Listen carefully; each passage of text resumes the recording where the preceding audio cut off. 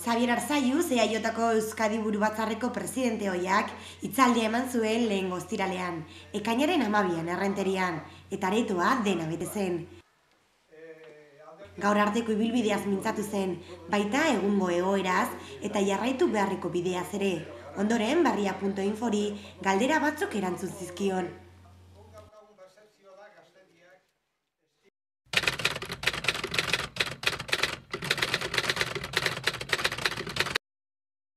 Momentuan oso nastua dago.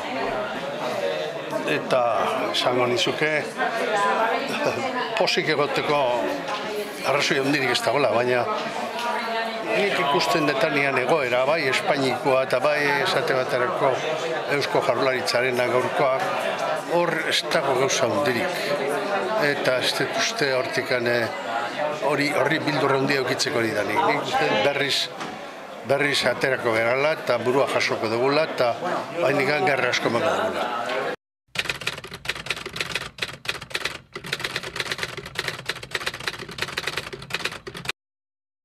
Igartxe joan da, igartxe ja ez da etorriko, nire batez.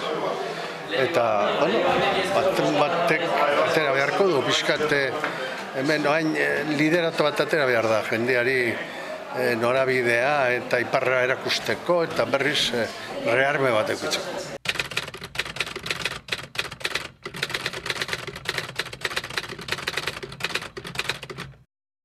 Ez dut uste hemen Ibarretxe Ginezan amaitu danik. Ibarretxen planteamentuak aurrera joan behar dute.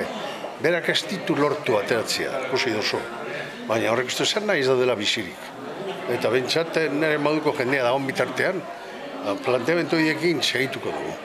Autodeterminazioaren bila, eta gero, independentziaren bila, hori, ez dago beste biderik. Ze pauso hemen marko diren.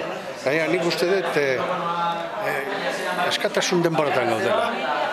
Hemen ikusi ditugun guztiak, Europa guztian ikusita, kanpora joan gabe, Europan bertan, gure momentua torriko da, nik uste dut mai gainean dagoela.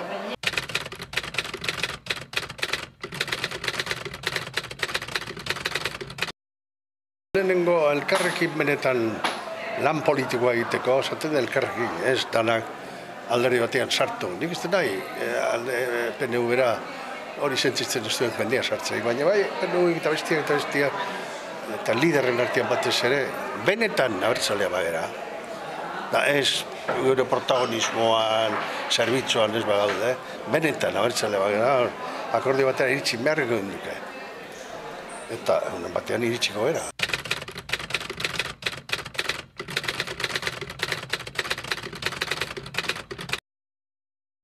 Claro, posible, ez dira tal. Derrigorrezkoa. Gauza hauek behin herri baten birus hori sartzen danean, ez dinok kenduko. Inok ustetzen dugu. Ez dago penicilinarik.